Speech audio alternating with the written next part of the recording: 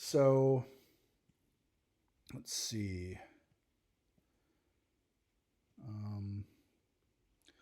Just looking through these, seeing if there's any discrepancies that might be confusing. Notice this NP. So we have a citation of, again, a kind of formal academic article from a journal called Computers in Human Behavior. And then we have NP 2011 Web 25th of February 2012.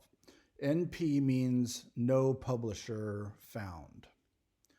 So, in other words, as the writer of this essay, I made an effort to find out who the publisher is of this journal, but I couldn't find it, so I just put NP, meaning that information is missing.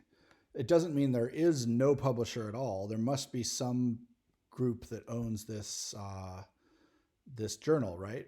It just means I'm acknowledging that I couldn't find it. And you can see this also for dates expressed as ND. Let's see if we can find one. I honestly don't remember if I had one in here. Okay. There's no date. So let's take this one. Notice this doesn't have an author, right? So in a similar way to when you don't have the date, or actually I should say it's not similar to when you don't have the date.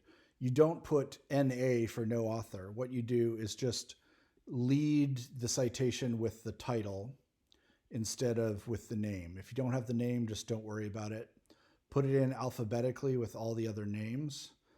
And that will suffice. Like make an effort to try to find out who wrote it.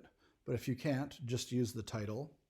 And then notice again, we go to the website where I found this article. Then we get to the publisher or owner of that website. Then we had an ND. I couldn't find a date that this was published. It's on the web, and I accessed it on the 25th of February, 2012.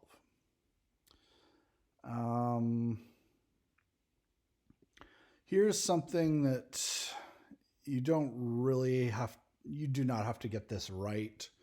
It's just kind of interesting to explore why this is there.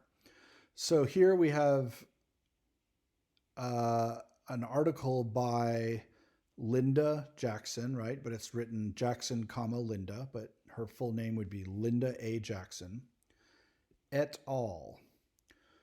What that means is it's written by Linda Jackson and a large group of other people that is a list that's too long to put in this citation. So you'll notice if you have just two people that write an article, as we did in the original citation we looked at, you can include the two names. But if you have a list of 8 names, say I forget what it actually is in this case, but I think it was a group of maybe 8 people that wrote this, along with Linda Jackson. So what you do is put et al. That is short for et alii. I'm not sure I have the right Latin pronunciation, but A-L-I-I. And in Latin, that means something like, and the rest of them, or and the other people. Now, most people have never heard of this, right? Et al. And I'll just write something in here. So we have et al. And that means et ali. Et and the others, the other people. Ali and maybe alii. That's quite foreign to most people, but there's another similar abbreviation that everyone knows, which is this. And, you would usually see it spelt like that. And notice that means and the other things. So this is and the other people, and this is and the other things. And if you want it to be technical, there should be a space there in the Latin. So, and the other things. I brought my hiking boots, my dehydrated, uh, prunes. I guess all prunes are dehydrated. I brought my hiking shoes, my prunes, my gallon of water, my compass, my GPS tool, etc. on the trip. So you've got this list of things and you're saying, and the other things. Similarly, when you've got a list of people, you say Linda and the other people. Okay, you are not required to put that into your essay. I just wanted to explain why it's there, and it's kind of an interesting tradition of citation. All right, this video's already stretching on a bit, and I'm kind of skipping around here. I hope that the various things I've talked about have been useful.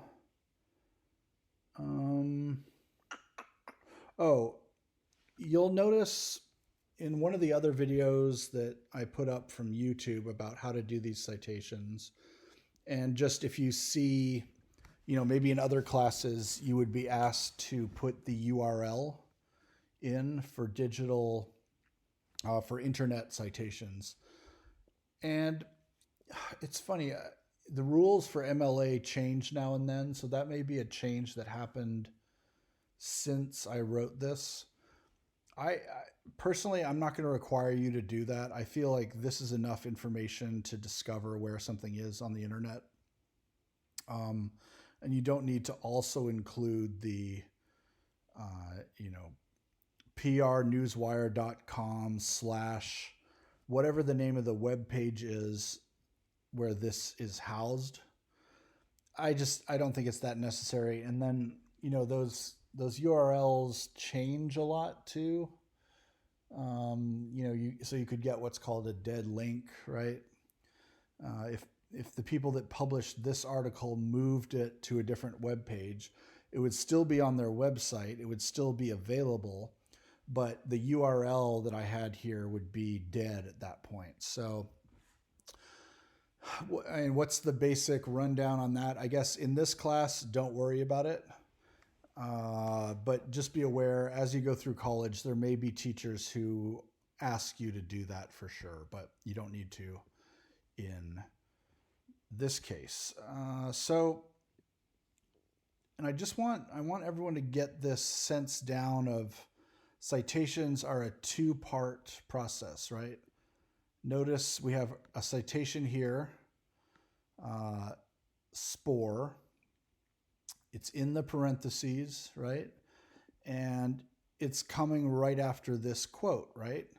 So as a writer, what I'm doing is describing the video game Spore, and I'm using a quote that someone else said from a piece of writing. If you're reading this for the first time, all you're going to know is this word spore. So you think to yourself, oh, let me go down to the Works Cited page and find spore. Notice I'm going through the alphabet here. A, B, here's the B's, D, J, on and on. So we're heading down to S. Okay, there it is. Spore. Aha, it turns out to be a Wikipedia article. And that would be why it's listed by its title, not by a specific author, right? Because with Wikipedia articles, I mean, you could have, the whole idea of a Wikipedia article is that anyone can edit it, right? So an article, in a sense, on Wikipedia could have 250 authors. And it would be very difficult to tell who wrote what part. There is a record of all that stuff. If you look around on a Wikipedia page, you can go sort of behind the page and see who's edited what, who wrote the first version, how it's been edited through the years. And you could even, which I've done on a few articles, add your own material. I mean, I love Wikipedia. I think it's a fascinating thing. It has its weaknesses, but it's all in all, I think it's a beautiful thing. All right, so I think that is a good start for, you know, showing you a sort of how to of how to create these citations. There are sites like the Purdue website where you can kind of feed in the information and it will create supposedly one of these citations for you. I honestly think it's better to just figure it out by looking at my examples, of which I have plenty here on this works cited page, right? Just follow my example. I find that students tend to run into trouble when they use the Purdue Writing Lab system. It just doesn't often give exactly the right format, even though it's supposed to. And remember to do this at the top of this list, write the words works cited and center it in the page. And then you do this process of double spaced, just like the rest of the essay. And the second or third lines should be indented by half an inch. And there's various ways to do that on a computer. As long as it looks like this, that's fine. Yeah, notice this one goes for 3 lines. Why do they indent? Just so it's easier to keep track of the list of entries. We're in this final week of doing the essay, so hopefully you're moving along with it. And watch the videos, hopefully at least twice, that are in this week, because they'll give you all the elements about how to do citations, how the cover page should look. And as I said, give it your best shot at formatting this essay correctly. I know some people may find this overwhelming. Underline your thesis sentence. But if you make a good effort at this, I'm not going to grade you down. What I don't want to see is someone saying, you know what, I'm not going to have a works cited page. I just don't feel like doing that, and then not doing it. That's going to impact your grade. But making a good faith effort at this, even if it has a few mistakes, and it's not even a mistake to have something like ND. It just means you couldn't find it. That's fine. So good luck. I think there's enough info this whole week to cover most of the problems that will come up, but you can, of course, write me if you have any other concerns. Good luck. Bye.